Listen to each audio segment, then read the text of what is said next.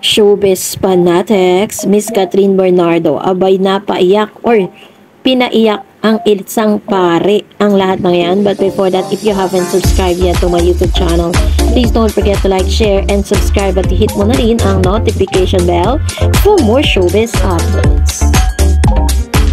Of course, bago tayo magpatuloy sa ating updates for today's video, nais ko po muna magpasalamat sa lahat ng mga legit viewers, subscribers, at ang lahat ng mga legit na nagmamahal at sumusubaybay sa lahat ng ating mga updates. Maraming salamat po sa inyong panonood.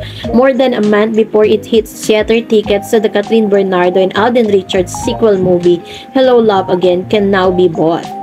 SM Cinemas has opened its ticketing outlets and app for those who want to buy tickets to the movie, which will hit theater on November 13. So ganito nga po ang ilan sa mga laman ng mga news ngayon ang patungkol sa movie nga ng Hello Love Again. So hanggang sa ngayon, ngayong oras na ito ay trending pa rin po at pinag-uusapan ang inilabas na teaser.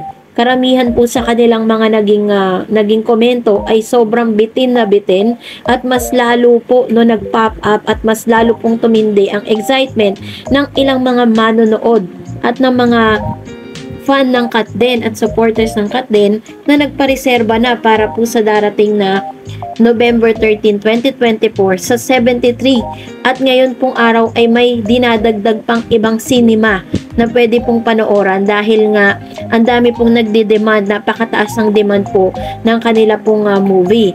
Aside from that, according to ABS-CBN, Star Cinema, ay maglalabas na rin po sila soon ang ng kanila pong tinatawag na poster, no? Yung parang yun yung magiging, kasi doon po sa tinatawag na poster, makikita natin doon yung talagang magiging ikot ng storya, doon lang mababasa mo, kaya napaka-importante po talaga nun, and it will come out soon. Pero sa isa pong ito na, dahil alam ko po na nadaan na to sa inyo pong mga newsfeed sa Facebook, and nadaan po siya sa newsfeed ko, hindi ko siya maiwasan na ano sa inyo, ibigay sa inyo yung aking point of view with regards to this, kung saan isang pare nga ang napaiyak dahil po kay Miss Catherine Bernardo. Panoorin natin ito.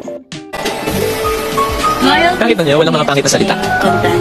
Walang paninis. Hindi walang patama. Paraphrasing, yung sabi niya, nagsimula ng may respeto, matatapos ng may respeto. Ganun sana. Bakit? Isirami. Huwag na mo sa akin.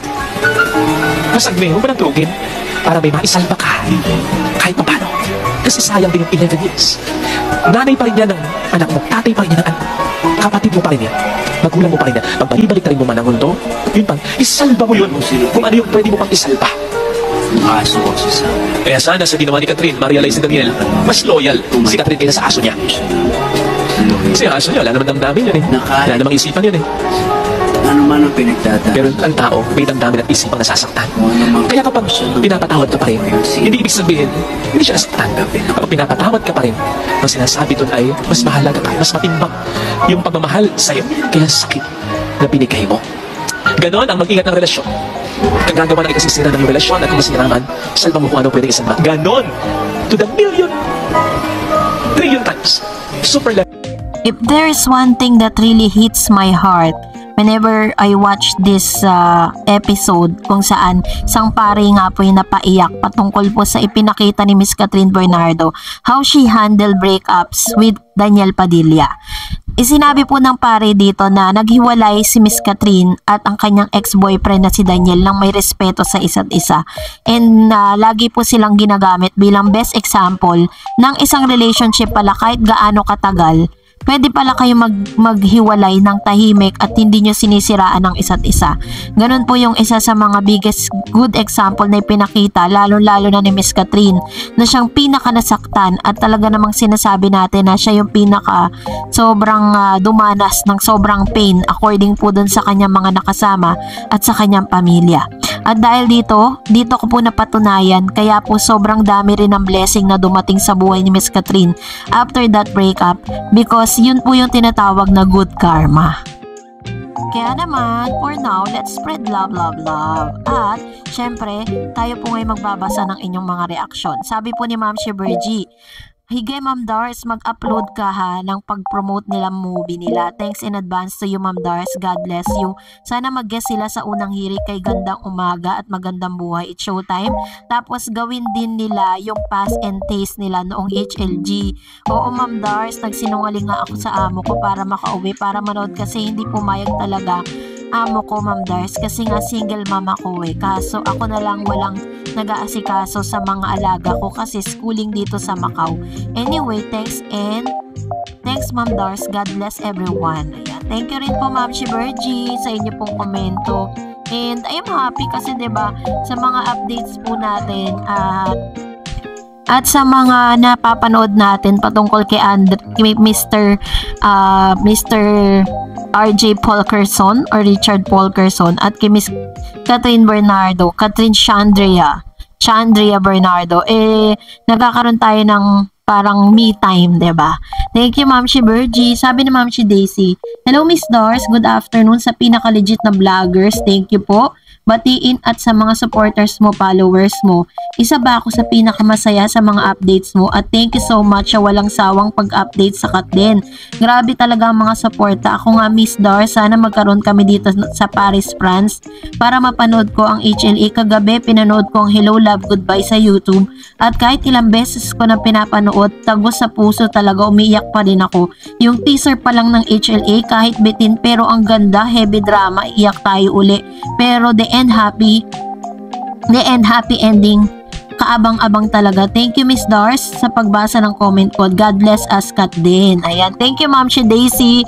Actually ako rin po nabitin. Talagang nakita ko na napanood ko yung teaser nila. Goosebumps talagang tataas yung balahibo mo, 'di ba? Dahil po doon mas lalong naging frenzy yung mga tao talaga sa pagbili ng magpa-reserve ng kanilang mga tickets And I'm happy, nakikita natin talaga na ang dami nagmamahal kay Catherine at kay Alden Richards. Biruin mo, collaboration niya ng mga A-lister na mga artist ng dalawang malalaking network. And this is gonna be very impossible.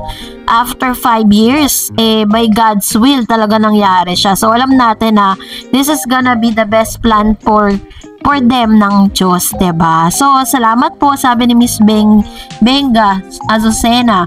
Okay yung nag-advance selling sila para pagdating ng time, diretso na sa sinihan. Hindi na pipila para bumili ng tickets. Alam nyo po, kaya sa akin pong point of view, kaya nila ginawa yan.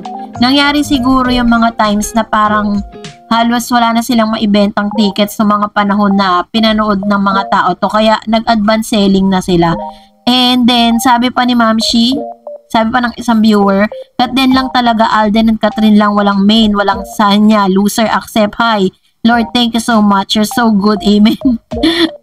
Ayan, so ganito naman po nagpasalamat sa Diyos ang isang viewer po natin, And ganun po talaga meron pa rin talagang mga naniniwala at meron pa rin talagang mga pumapasok na mga ganong klaseng bagay. Pero we cannot hindi natin sila masisisi, 'di ba? Kung may mga ganong bagay. So anyways, Well, kung nagustuhan mo ang video na ito, huwag mo kalimutang mag-like, mag-share at mag-subscribe at i-follow mo na rin ang aking Facebook page, DarEdsTV. And also, I have my TikTok account which is DarEdsTV. Pwede nyo rin po akong i-follow doon. Thank you for watching guys. God bless everyone.